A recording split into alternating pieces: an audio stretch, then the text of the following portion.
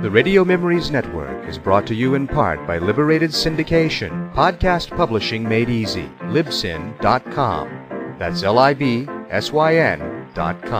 Welcome, old-time radio lovers, to the Boxcars 711 Old-Time Radio Pod. I am Bob Camardella, your host, and for the next hour or so, your guide, as we travel back in time, back before TV was, to the golden age of radio. Now to our featured episode.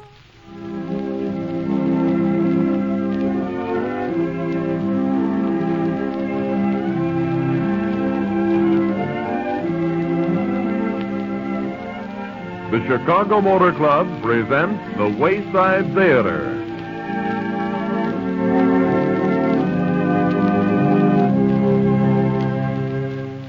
Welcome to the Wayside Theater, ladies and gentlemen. That unusual radio playhouse specializing in dramatic entertainment for the whole family. Each Sunday evening at this hour, the Chicago Motor Club presents the Play of the Week, written especially for the Wayside Theater. And now to every motorist, here's the message of the week. Learn how to spend less to own and drive your car. That's exactly what the Chicago Motor Club's 75,000 member families are doing every day of the year. Why, many of them save much more than the cost of membership through the club's emergency road service alone. Don't delay finding out how you yourself can enjoy real motoring pleasure and real motoring economy. Put in your request this very evening for the club's free booklet with its interesting title, Spend Less to Own and Drive Your Car. Write to the Chicago Motor Club, Chicago, or its nearest branch office, or just call Franklin 1818.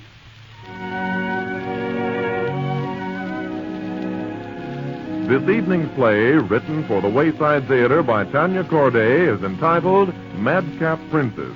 An exciting story of expert marksmanship of Dan Cupid among blue-blooded targets. And now the Chicago Motor Club presents the first act of Madcap Princess.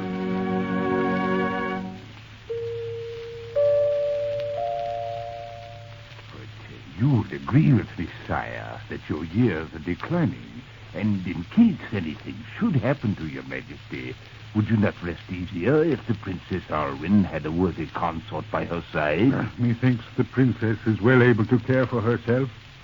She's a headstrong, willful minx, but she has a level head on her shoulders, and I doubt not will make a fine ruler. Oh, true, your majesty. But your subjects are clamoring that she take a husband. After all, she's 20. Yes, it would perhaps be better if my little Alvin settled down before I leave her. Have you anyone in mind? Yes, sire. There is Claude, King of Charente. A weak woman of a man with his perfumed poodles and milk baths. There is Rudolph of Zenobia. A gross fat wretch who thinks of naught but his stomach. That leaves Prince Scarabel, sire, but... Well, what is the matter with him? Oh, naught, sire, naught. He's a fine young man, very handsome, and of manners irreproachable. But... Well, but he has no other interest in life but his hunting, your majesty. His father, King Prism, has suggested marriage to him, but he'll hear naught of it. He's very determined, sire. Terrible, Determined, May have just what Elwyn needs. But, your majesty, King Prism has vowed that his son shall not marry but of his own free will. That's all right, Thibault.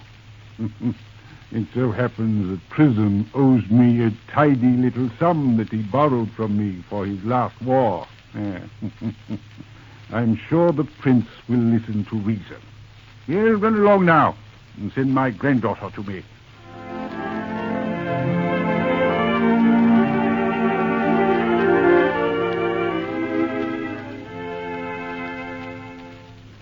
You sent for me, grandfather? Yes, my child. To tell you that a marriage has been arranged. For whom? For you, Elwyn. For me? Surely you jest, sire. It is no jest, my dear. Messengers are already being sent to King Prism, informing him of the honor conferred upon his son. And whose idea was this, grandfather? Thibault and I talked it over. So, it wasn't really your wish at all. Well, 'tis best to forget it as quickly as possible, as I have no intentions to wed. Who are you, girl, to speak to your sovereign in this wise? Oh, forgive me, grandfather. But do not ask me to marry any man yet. 'Tis time you cease straddling a horse and running with the huntsman. You're a woman, and it's time you started acting like one. Grandfather. I jest not, and every word is truth. But, grandfather, was it not you yourself who taught me to ride beside you in the hunt? To know no weakness and face things like a man? Aye, so I did. Because I loved you and wished you with me always. But this marriage must proceed as I've said. Nay, sire. I am not one of your serfs to be disposed of as you see fit. I am the Princess Alwyn, and I shall wed whom I please. You dare defy me, girl? The king's will is my law, but I'll never, never agree to wedlock.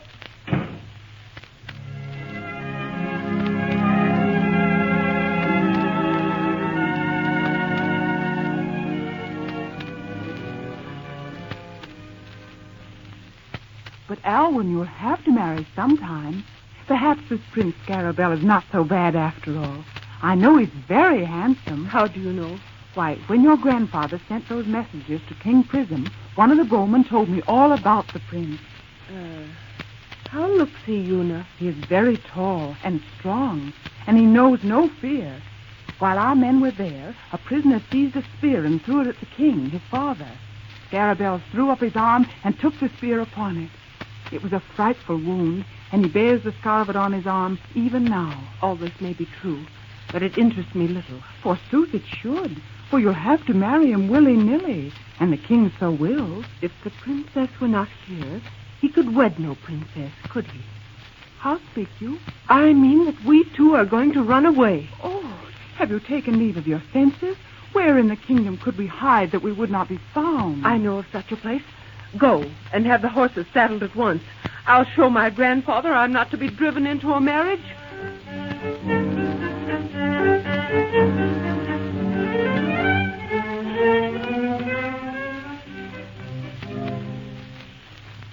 Oh, it isn't as if I didn't understand, my son.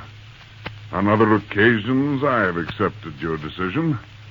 But this is different. How so, sire? Well, it is my misfortune to owe King Zadok a large sum of money. And if this marriage is not consummated, it will mean war. Well, could you not raise the money by taxes and return it to him? It is well and much wiser to ensure our diplomatic relations with Jorvia. So, if old King Zadok has a granddaughter he wants to marry off, it's not for us to question why. And there's no other way, Scarabell. So I am to give up my freedom and marry a damsel I've never even seen. But if she be beautiful, 'twill be a pleasant surprise. I think not much of such surprises, Father. Howbeit, there seems naught else but to agree. And this I do on one condition. And, that is? That you give me a fortnight's start with Bertram. I have a mind to have a look at this princess before I put my neck in the noose.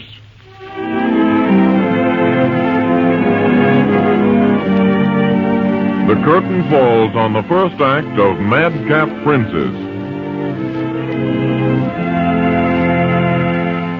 Ladies and gentlemen, nobody has to tell you that electric lights are better than oil lamps, or that telephones are better than carrier pigeons. Well, here's something just as true. Being a member of the Chicago Motor Club is far better than just owning and driving a car. 75,000 member families know and appreciate that fact. They're actually assured maximum motoring pleasure at minimum motoring cost. Think what it means to have 26 money-saving services and benefits at your beck and call. Take the club's emergency road service, for example. No matter what happens to your car, day or night, you're always as close to help as the nearest telephone. Just listen to what Dr. B.L.T. Woods of Lincoln Park West, Chicago, says. Anytime you want a recommendation as to your service, just call on me. In 2 years, 3 emergency calls, all answered in 20 minutes by the clock. And Mrs. Anna M. Hecker of Chicago writes, Thank you for prompt service in my hour of need. Neither darkness nor rain prevented your service from reaching me within 20 minutes after calling. I think the Chicago Motor Club is essential for women drivers. In case of tire trouble, weak battery, a frozen radiator, or any other motoring difficulty, just call Franklin 1818 in Chicago. In club territory beyond Cook County, you get in touch with the nearest official service station. And even though you are completely outside club territory, just call an affiliated service station, because the Chicago Motor Club's emergency road service is worldwide.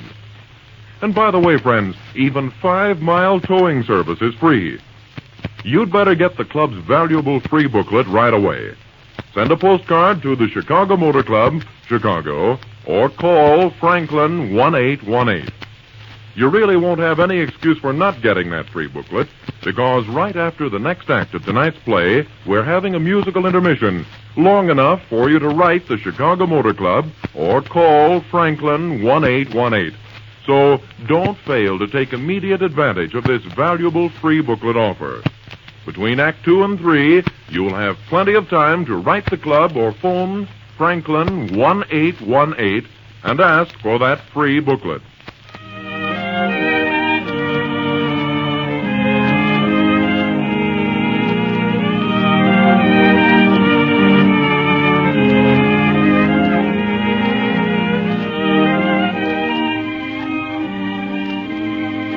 And now the second act curtain rises on Madcap Princess.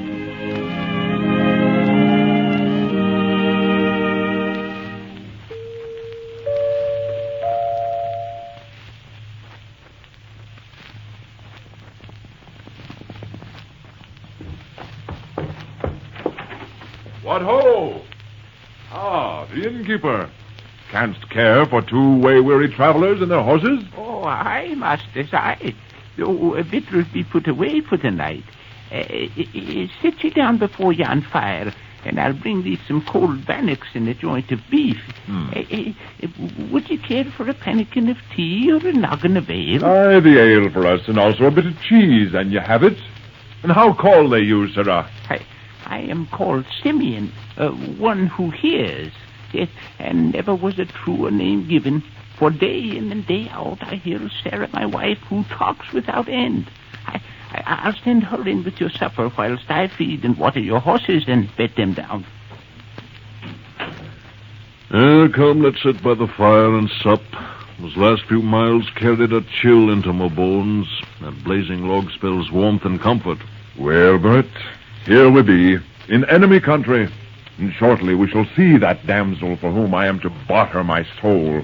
From all the reports we hear, she's a wild wench and will take some taming. But it's also said she was very beautiful and well loved by her subjects, and that she enjoys the hunt. I want no maid hunting with me. Shh, here comes our food. Ah, thank you, dame. And are you the Sarah, then, who talks? You seem full young to be the wife of our host. Nay, sire, I am but one who serves here. Will your lordships have aught else? Only the ale and cheese I asked for. But you mistake. We be not lords, but only 2 who come seeking service with the king of this realm. My friend here is Robert, and I am called, Stephen. Here, lass, is a florin for you. Oh, thank you, sir, but Really? Coming, Sarah. Your pardon, messire. Methinks she hath fine manners for a serving wench, and her form is not hard to look upon. I noted it not, Bert, but there was something in her face. Here's your ale and cheese, my lord. You'll be the second to make that mistake. We are not lords, but thank you for the ale. Where's the maid who served us first? She had a task given her. Is there aught else, sir? Thank you, not. Hold, lass. What are you called? I am Una, sir. And thank you, Una. And here's a florin for you. Thank you, sir. And when you be ready, call, and I will light you to your room. Sounds but they grow pretty wenches in this part of the country. Now, this one. A little off the buxom side, but pert withal. Think you not, sire? I had not noticed, Bert. It was the other I had wished to see again. Well, tomorrow I will. Art finished? Then let us call for candles and let your angel light us to bed.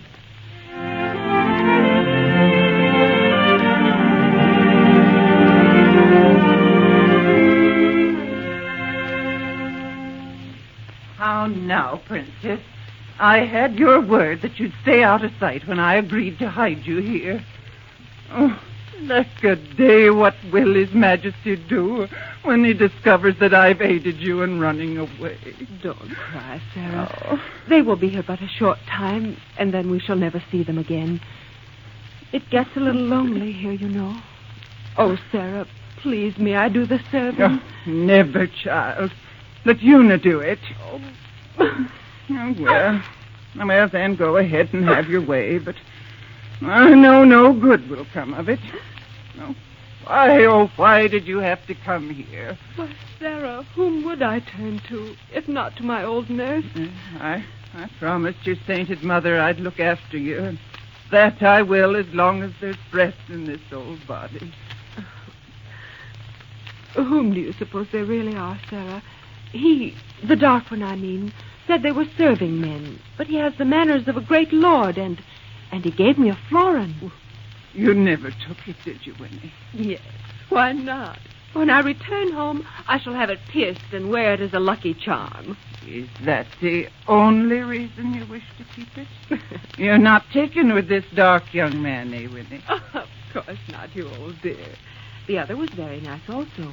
It is only that Una and I shall play a little game with them, and no harm will come. And I hope not. Now run along to bed. Good night.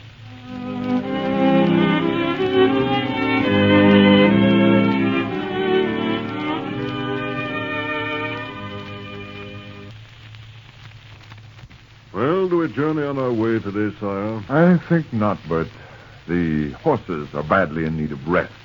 You're sure it's the horses you're thinking about, sire? What other cause be there? Ah, here comes our breakfast.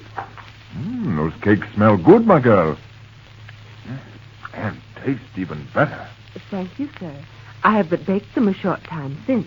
Then they shall taste doubly sweet since your hands have touched them. La, sir, speak you so to all maids? No, only to the young and pretty ones. Have you lived around here long? All my life, sir. Then perhaps you can tell us something of your princess. Can't tell us what sort of maid she be? Oh, she is not to look upon, and her hair is red. She is of a temper most vile, and hath a tongue like a forked arrow. Methinks you like the lady not. You're a bold wench, but if the princess were here, thy tongue would not clap her claw so much, I warrant you. You asked me what I thought, and I said what I thought. Your pardon if I offended. Now, perhaps, you will answer me a question. Speak, mistress. You say you come from the north. Have you, by any happen chance, ever seen the Prince Scarabell? Oh, yes, my girl. Yes, many times. In fact, I know him well. What, then, is he like, this paragon prince? Paragon? Who named him so? He's a choppy rogue and surly withal. He thinks of naught save his dogs and horses and hates all women. What is thy interest in him? Only that he is to wed our princess, and I was curious, as all are. Winnie, come and turn Bossy off the pasture. Coming, Aunt Sarah. Is there anything else, sir? A moment, and I'll go with you. I should like to turn my horse out also. As you wish, sir. Art ready? Of a certainty. Then let us be gone to the pasture.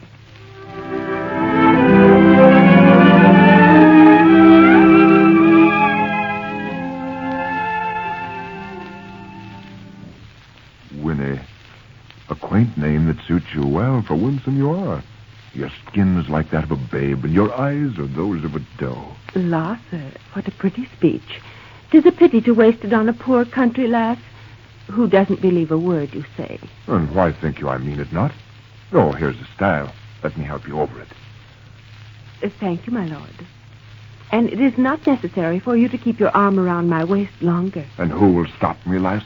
Not, sirrah, but this. Ah, dagger, eh? Ah, fear not, mistress. I'd prefer the poniard's kiss to that of any wench. Yours most of all. Take heed, sirrah. Were I a man, I'd lash you to your knees. Ah, you've lost your cap. Zounds, but you're beautiful when you're in a temper. Your gold red hair, your cherry red lips, your devilish red temper. And now, if you have quite finished, Shall we return home? And I'll climb the stile this time.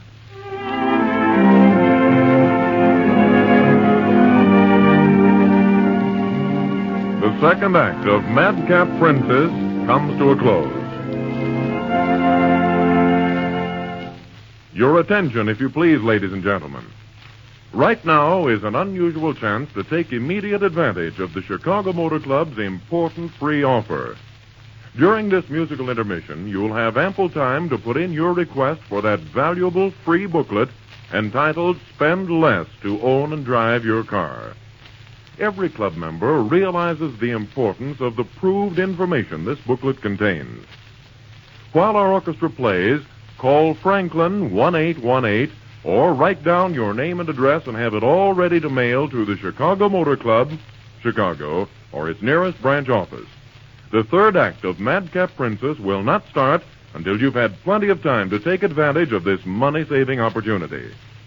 We're all set for your request, ladies and gentlemen. A musical intermission while you call Franklin 1818 for your free booklet on the value of club membership, or write down your name and address, a penny postcard will do, and have it all ready to mail to the club. Now, don't forget, special night operators are waiting for your call to Franklin 1818 right now.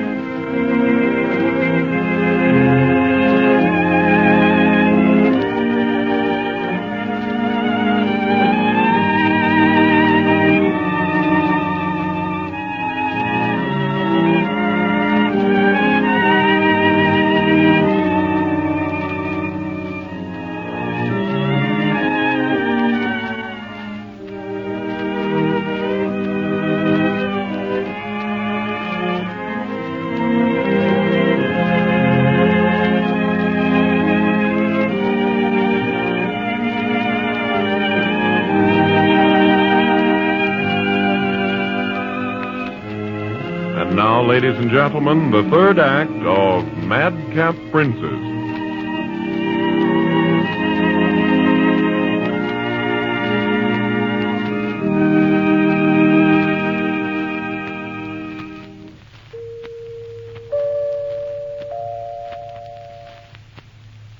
Tis a fair night, Stephen. Aye, so it is, Winnie. Does aught trouble you, my lord? A great deal, lass. On the morrow, Bertram and I must take the road to the castle. Why must you needs go, Stephen? Why, well, in a few days the tourney begins.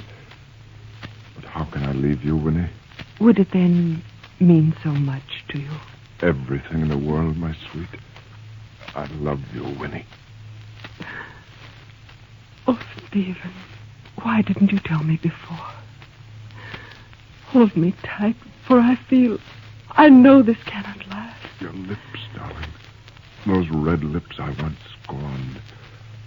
Sweet. I loved you even then. I am yours, Stephen. Oh, dear my lord, now must you go the morrow? I must go. But I'm coming back to you.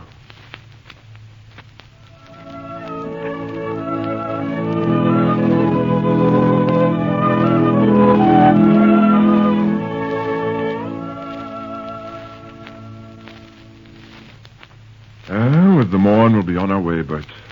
Your Highness has no desire to leave, then? Careful how you call me. The name is Stephen, and you well know what my interest is here. To be sure, sire. But have I not the same myself? What mean you? Una and I.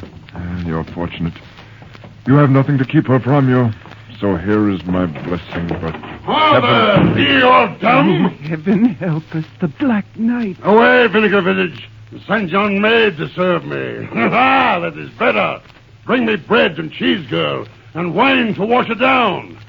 And now a kiss, wench. Let me go, Bert. I'll settle with him. Sire. It will be fatal for tomorrow when you are wounded in a tavern brawl. No wonder they call you the Black Knight. The name becomes you well. Yeah, we'll have that kiss. You have the spirit of a wildcat. But I like my women with temper. Take your hand from the maid, villain. Ah, stripling, do I trespass? Away with you. Don't you dare stop me with my own gauntlet. Draw your sword, you puny fledgling. Brave words from a great coward. On guard, sirrah. Thank you. More candles, sirrah. Sire, let me handle this. Away, Bert. I'll take care of this myself. Hurry, that's your stupid goat. Oh, stop him, Robert. He will kill Stephen. It's too late now. Pray heaven to help him. Call that fencing, you clumsy fool. Take that. Stop. Touché. Too bad it was not a bit lower. Oh, you must stop them. Oh, look. Stephen has been wounded. Tis but a shoulder wound. And the left, praise God. Stand back. Oh, this business bores me. I must needs end it quickly. Name of the saints. Stephen's run him through. Stephen. Robert, he is falling. Oh, help me lift him to the settle. Yes. Oh, there. He's trying to speak. Tomorrow, darling, to the castle. And then we two. Robert, is he dead? Nay, he has but fainted. He is of strong person, and this be but a scratch. I'll hear Sarah with the dressings and hot water. Now I can go for Simeon. Oh, see, Sarah, how his poor arm bleeds. Quick, help me to cut the sleeve. So. Look, the scar. What is it, child? It is the prince. Oh, goodbye, my darling. Sarah, you know what I must do. Take good care of them for me, won't you? And tell Simeon to saddle our horses. Una and I ride to the castle tonight.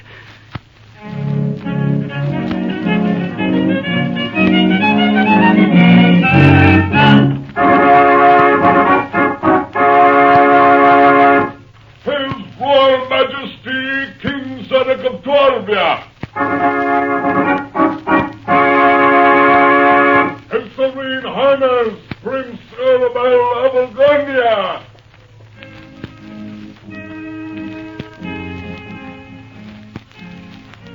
Your Majesty, there is Tell me something... later, Scarabell. See, the princess is entering. Her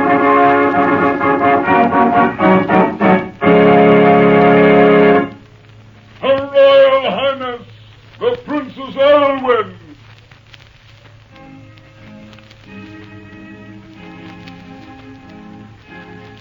Verily, Una, I am all in a twitter. Thinkst thou I look well? You are a dream, Alwyn. You're like a fairy princess. Never have I seen one more beautiful. Dear Una, wish me well. We are nearly to the throne. There he sits beside grandfather. Mark how pale he is, how wan his look. His eyes downcast that he may not see the princess. Hush, we approach. He will hear you. Prince Scarabell, allow me to present my granddaughter, the Princess Alwyn. You. My lord, be you disappointed in your princess? Your Majesty, I have the honor to request the hand of the Princess Alwyn in marriage. It is granted, my son, with an old man's blessing.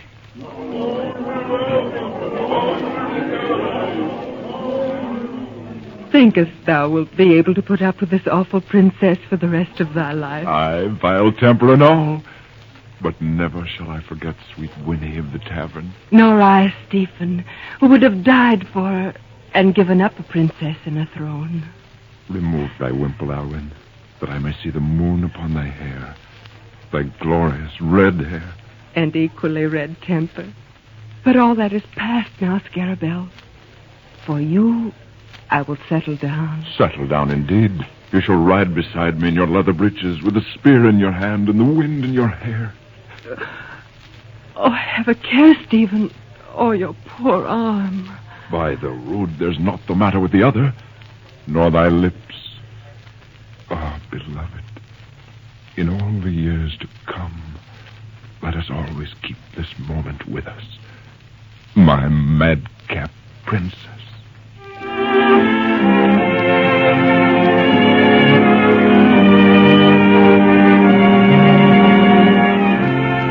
The Chicago Motor Club's Wayside Theater production of Madcap Princess comes to a close. Ladies and gentlemen, I'd like to give you one of the finest Christmas gift suggestions I know of. What would be more appreciated by a motorist than a membership in the Chicago Motor Club? It's a year-long gift, and it's economical, too. The club has prepared an attractive gift package containing the membership card, the club emblem, various maps, and other items of lasting usefulness. You may enclose your personal Christmas card if you wish. For complete details, phone Franklin 1818 or drop a note to the Chicago Motor Club, Chicago, or the branch office nearest your home. And don't forget, ladies and gentlemen, when you write or phone the club, be sure and request that valuable free booklet, Yours Merely for the Asking. It explains how 75,000 member families are spending less to own and drive their cars. Remember, write to the club or just call Franklin 1818.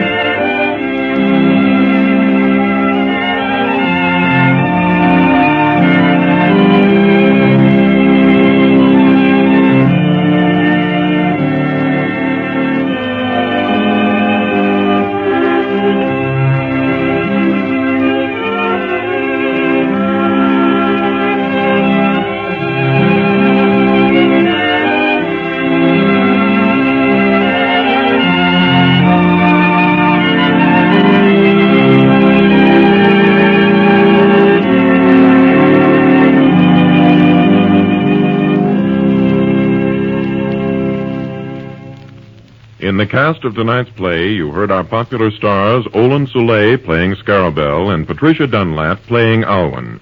They were supported by Leslie Woods, Constance Crowder, Forrest Lewis, Herb Butterfield, Bill Boucher, Brett Morrison, and Michael Romano. Be sure and be with us again next Sunday evening at this same hour for the Wayside Theater. This is Vern Smith speaking for the Chicago Motor Club. This is the WBBM Air Theater, Wrigley Building, Chicago.